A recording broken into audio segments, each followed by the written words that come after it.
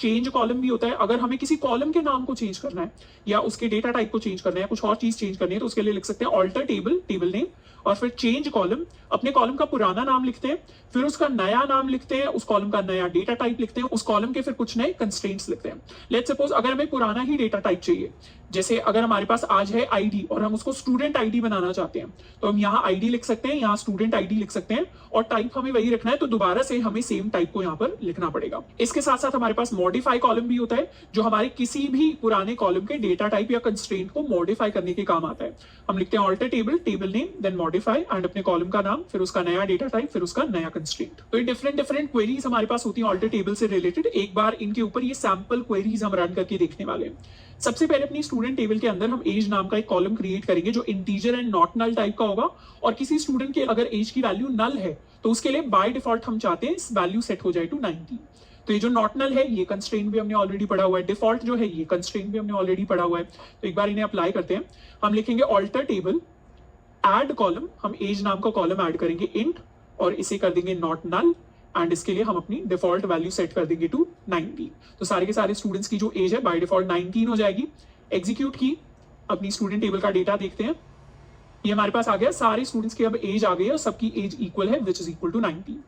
Next हम modify करने वाले हैं। अभी तक हमने एज क्या किया था, एज को इंटीजर टाइप का सेट किया था। अब हम इस एज को चेंज करके सेट करने वाले हैं var टाइप का, जिसके अंदर 2 ही कैरेक्टर्स आ सकते हैं।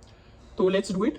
यहां पर हम मॉडिफाई कर देंगे अपने कॉलम को, मॉडिफाई कॉलम एज, एंड उसे अब हम सेट कर देंगे टू var ऑफ साइज 2।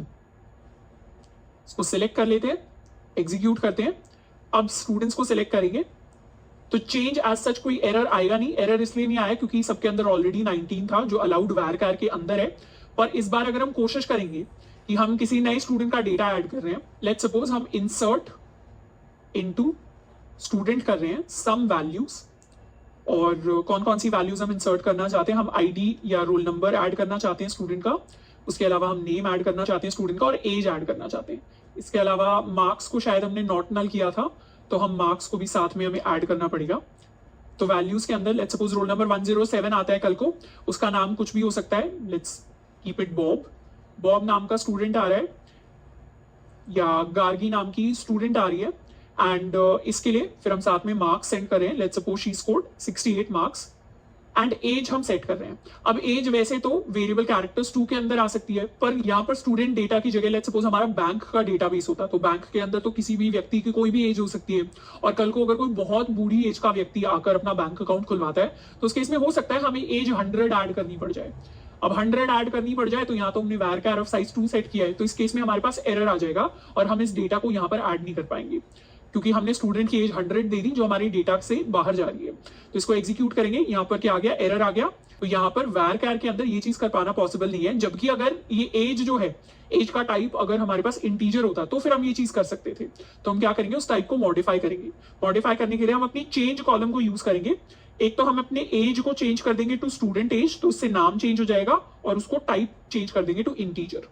तो इसको कर देते हैं ऑल्टर टेबल, हमारी स्टूडेंट टेबल,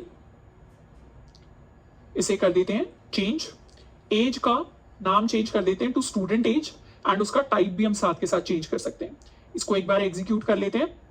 एग्जीक्यूट किया तो सारी की सारी स्टूडेंट टेबल के अंदर अब क्या हुआ, स्टूडेंट एज बन गया एज, एंड नाउ ये जो टाइप है ये हो गया इंटीजर टाइप का। इस बार हम चाहें तो इस स्टूडेंट की वैल्यू को एग्जीक्यूट कर सकते हैं। एज की जगह हमें यहाँ पर स्टूडेंट एज अब सेट करना पड़ेगा।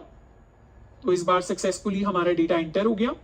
इसको चेक करेंगे तो इस बार स्टूडेंट एज आ गई, एंड एक स्टूडेंट की एज हमारे पास काफी ज्यादा है which is equal to 100, and जहां हमने सिटी या ग्रेड नहीं दिया वहां पर ऑटोमेटिकली हमारे पास नल वैल्यू सेट हो गई। तो इस तरीके से हम इंसर्ट कर सकते हैं, वैल्यूज को चेंज कर सकते हैं।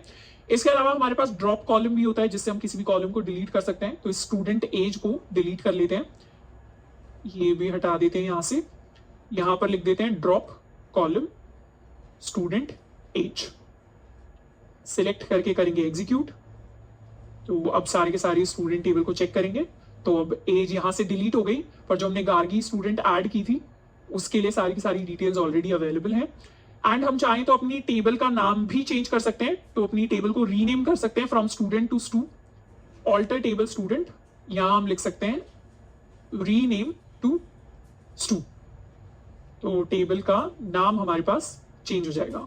नाम चेंज हुआ तो यहाँ पर रिफ्रेश कर लेंगे, स्कीमा के अंदर रिफ्रेश किया तो अब स्टूडेंट टेबल नहीं दिख रही, सिर्फ स्टू टेबल हमारे पास अवेलेबल है। इसे दोबारा से हम चाहें तो चेंज कर सकते हैं, स्टू से दोबारा स्टूडेंट बना लेते हैं। एग्जीक्यूट कर लिया, दोबारा हमने रिफ्रेश किया तो अब दोबारा से स्टूडेंट टेबल हमारे पास आ गई। तो इस तरह